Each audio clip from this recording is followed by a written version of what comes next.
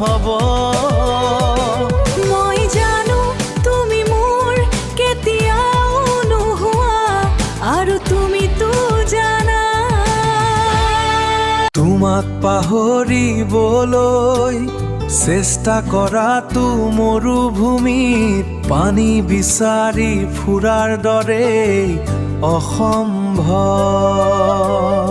এই জীৱনত তোমাক পাহৰিবলৈ মোৰ যে শক্তি নাই।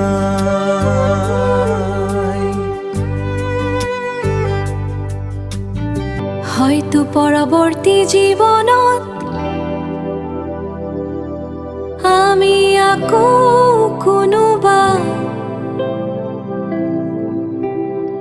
অচিনাকি চহৰত